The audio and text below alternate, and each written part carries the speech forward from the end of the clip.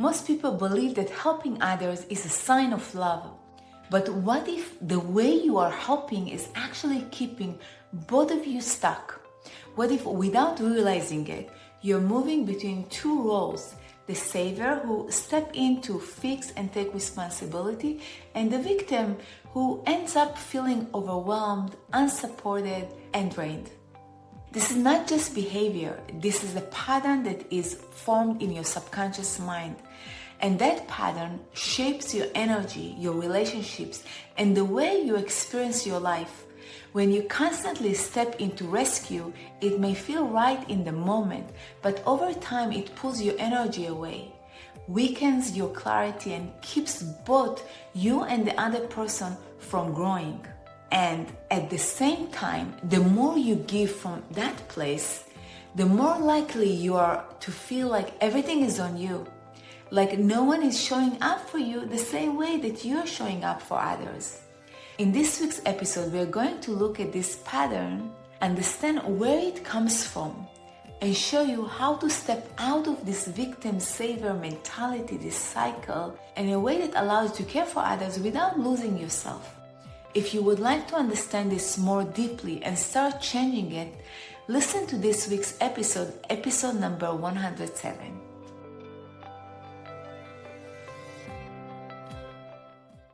This podcast is for the soul who knows there is more, the one who's been carrying it all for far too long. If you're ready to let go of old stories, to stop replaying the past and start living from your truth, you're in the right place. This is your moment to release the noise and reconnect to what's real. Welcome to Baggage Begun, Healing Hearts and Minds. I'm Tami Mahmali.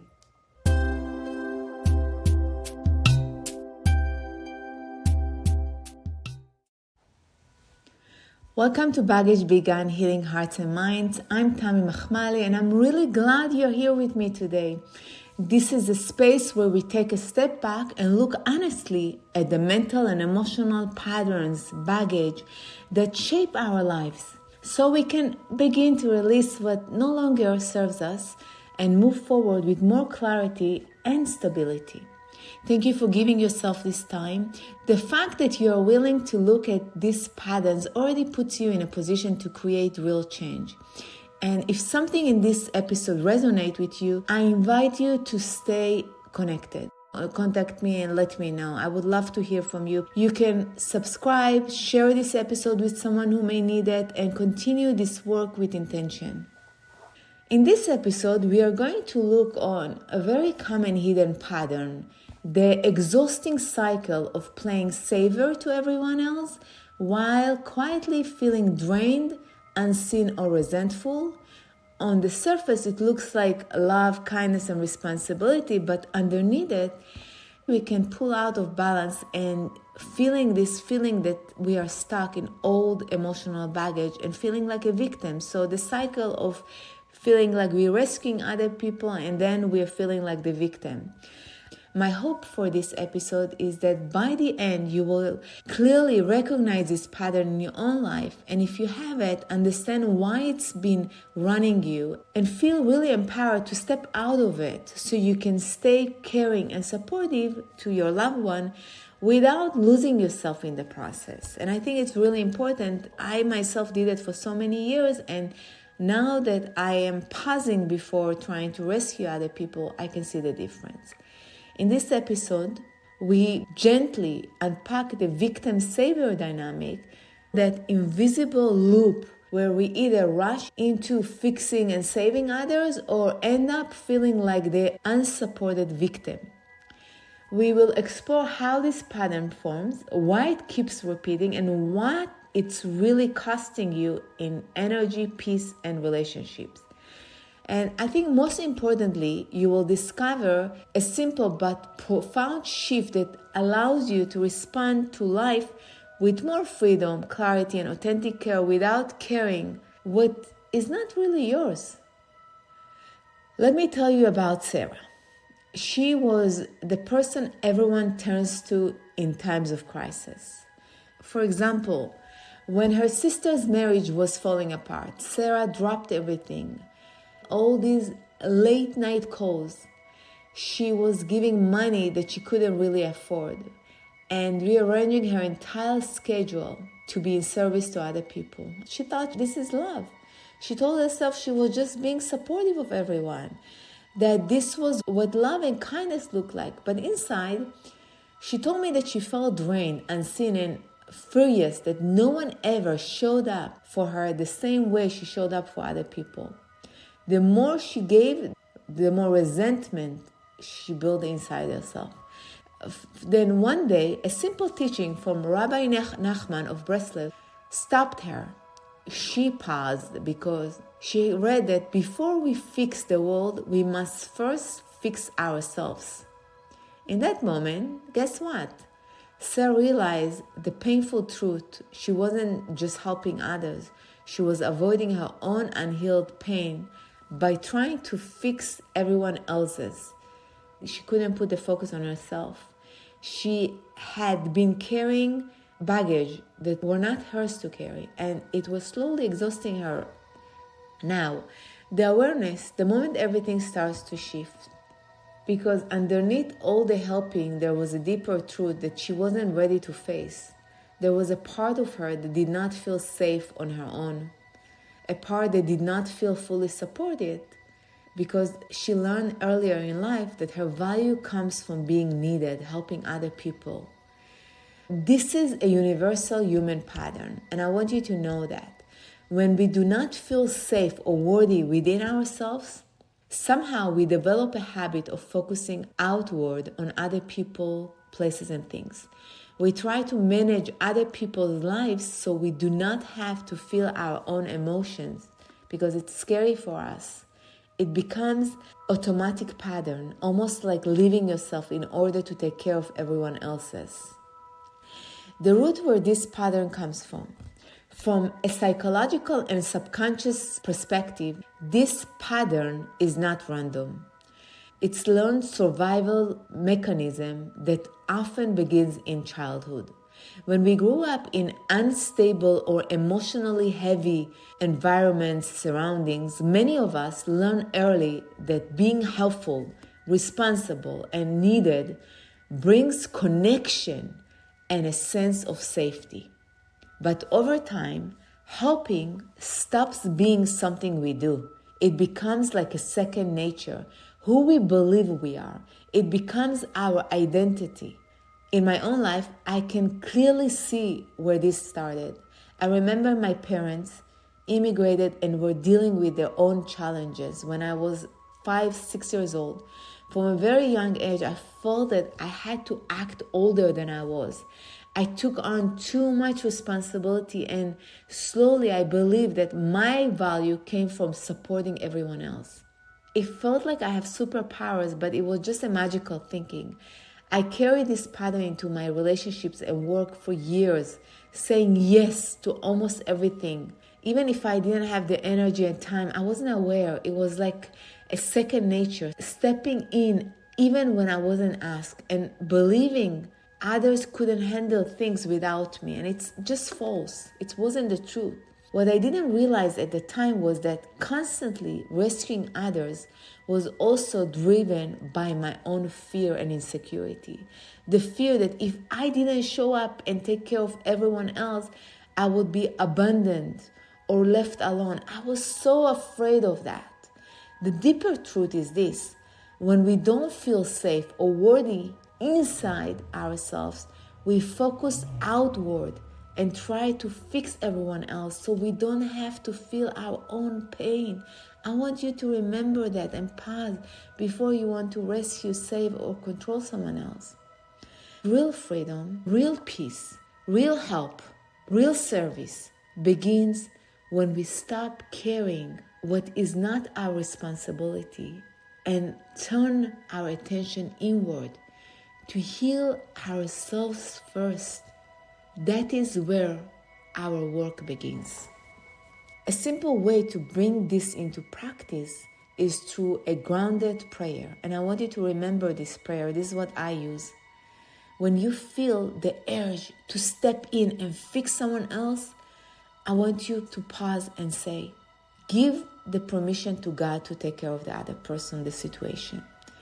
God, divine guidance, please guide me to see this situation clearly. Help me heal what is coming up within myself. Allow me to be clear channel for wisdom, not control, and guide me to respond in a way that supports growth for me and for others. This is not about doing nothing. It is about responding from awareness instead of reacting from an old pattern that you have. And this is where real change begins. Because here, you're seeking the highest good for everyone. Now, I want to explain the pattern and the trauma triangle. The truth about this pattern, this kind of dynamic is well known in psychology as the drama triangle, moving between feeling like the victim, rushing in as the survivor, as the saver, or becoming frustrated and critical as the victim. So it goes in a loop. But you don't need the labels to recognize how it feels in real life. If you have this pattern, you already feel it in your neshama, in your soul. On the surface, it looks like love and responsibility.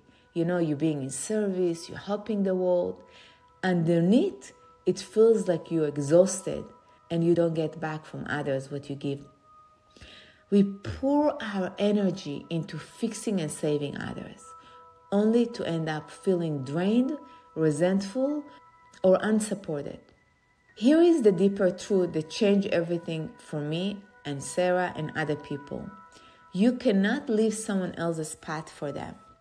They need to do their own work. You cannot heal others' pain for them, and no one else can do that for you. When we constantly step into rescuing others, we don't just exhaust ourselves, we also interrupt the other person's ability to grow through their own experience. What feels like hope in the moment often keeps both people stuck in the same old patterns. It's like a loop, a cycle. You go and you save, and then you feel like the victim. Remember something important. Stepping back is not selfish. It is necessary for real healing. Because when we step into saving other people, being the savior, and then feeling the victim, we hoard the energy. It's not being able to circulate freely. The real shift begins when we stop trying to carry, help other people, fix, control what is not ours. And then we turn our attention inward to see what happened in order for me to understand and heal the parts in me. Let's practice this together right now. Let's say the next time you feel that strong pull to jump in and fix or rescue someone else, I want you to pause and softly say, God, show me what this is bringing up in me. Help me to heal what is mine to heal, what the parts that need healing in myself. And I release what is not mine to carry and heal. Guide me to respond with clarity and allowance for both of us, for me and the other person. This simple practice starts to break the cycle, and your energy becomes lighter. You don't feel heavy from all this baggage. Your relationships feel more balanced, and you begin to release the old baggage that you have been carrying for years, and it's not yours. And this is how you can shift. Now, the hard part, what it feels so uncomfortable, is to stop the pattern.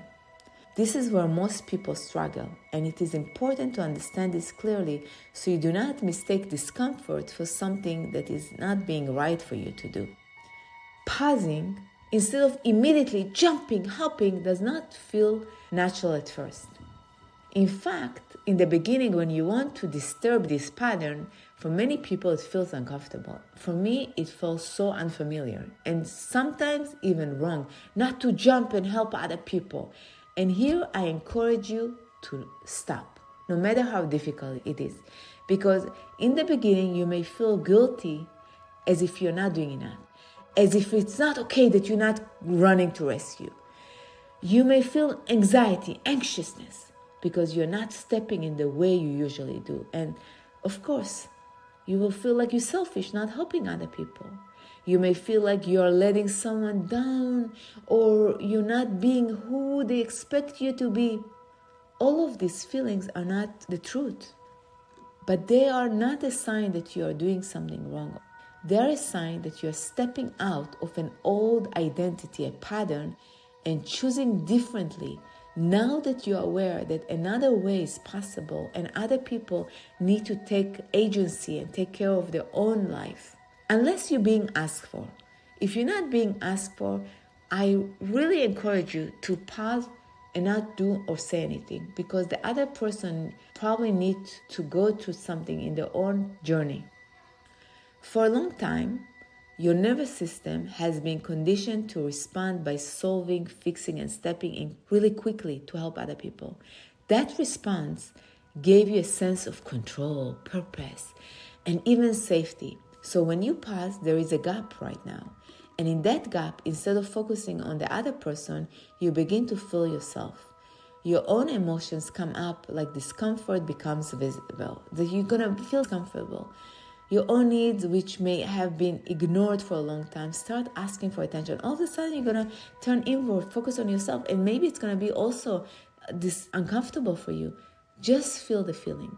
This is part that most people try to avoid, which is why they go back to the old patterns so quickly and they stay in the loop. But this moment is really important. It's a doorway. This is where real change becomes possible for you, because you're going to be able to not escape and stay feeling your emotion. So do not react. Do not step in. Just observe. And in this space, you begin to build something new, a sense of stability inside you, clarity, trusting that you're not alone in the process and you can do it no matter what. And the other person also can do it. Because even when you choose to step back, you're not abandoning anyone. You're actually allowing the other person, including yourself, to be guided and supported in a way that is bigger than your control. And it's for the highest good of everyone. And if you stay with this and continue to practice, what feels uncomfortable in the beginning will become natural over time. And it's going to be amazing for you and the other person. And if you remember, I talked to you about Sarah in the beginning. Her life changed. We worked together to release the subconscious patterns at the root.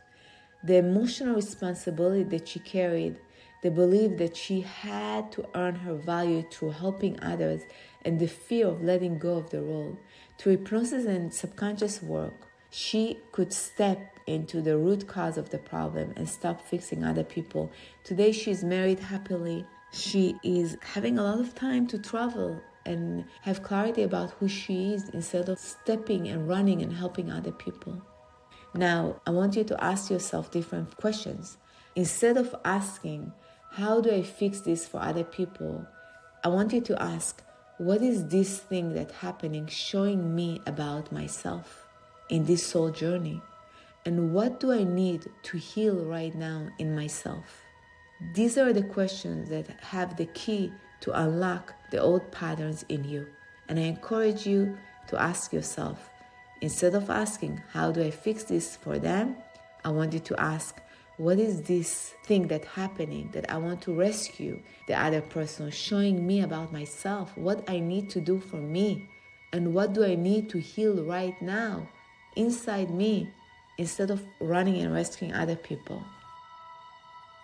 What you can start doing today. This is where you begin to apply this in your own life in real time. The first step is awareness. Notice when you feel the urge to step and fix other people, and do not do anything. Just have the awareness. The second step is responsibility.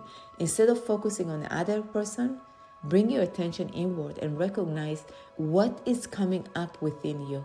And ask yourself, what you are feeling in that moment and what is actually yours that you need to fix in you. The third step is separation. Separate yourself with other people. Understand clearly that their experience belongs to them and your responsibility is only to you, is to stay connected to yourself. You are not here to carry someone else's baggage or emotional process. The fourth step is conscious choice. You can still support other people, especially if they ask you. But if they didn't ask you, make sure that you trying to rescue other people comes from a grounded place, that you're clear about why you're doing it. Not from the place of drama, urgency, drama and trauma, or the need to control the outcome, or the need to prove your self-worth and to be loved. If you're deciding to help other people because you want to be loved and people please don't take any action. This is how you begin to protect your energy and use it in a way that supports your life and other people. That's the best thing that you can do, to respect other people and yourself. Now, I want you to talk about the integration and what happens when you step out. When you begin to step out of these roles, something very will change. Your energy stabilizes because you're no longer giving your energy away in every situation, that you don't need to rescue and save other people, or the opposite, becoming a victim. Your mind becomes clearer because you're not carrying constant emotional, mental noise baggage that does not belong to you. Therefore, your relationships begin to balance because you're no longer operating from pressure, responsibility, or the need to control. Most importantly, you start releasing the emotional and mental baggage that has been weighing you down for years. And that really matters. And from that place, you create a different experience of life. And this is what it means to truly let go of attachments, patterns that no longer are serving you. Now, before we end, I want to thank you for staying. And to all the beautiful souls that are still listening, I want to thank you for staying until now. The answers you are looking for are always inside you. And I want you to remember that because the moment you start clearing the old patterns, attachments, baggage, and showing up with aligned action and self-compassion to yourself and others, everything begins to shift for you. Your results, your relationship, your entire business and experience of life will be different. Now, if this episode lights something up in you, please hit follow, subscribe so you never miss an episode that can move you forward. And thank you again for spending this time with me. Your courage to look at these patterns is already amazing. And if it resonates with you, please comment, subscribe, like, and share it with someone who might need these words. And if you're ready to go deeper, to release these patterns at the root through subconscious work, hypnosis, and energy healing, I invite you to connect with me. Reach out through the links in the show notes and let's talk about what's more possible for you. If you want to dive deeper, contact me. I would love to hear from you. Until next time, I'm sending you so much love. I see you next week. Thank you. From my heart to your heart. If you're curious and want to dive deeper, you are in the right space. I ask you to look within for all the things that you want to do, be, and have. Join me at the Baggage Began Healing Hearts and Minds podcast with new episodes every Wednesday as we discover the path towards healing and transformation.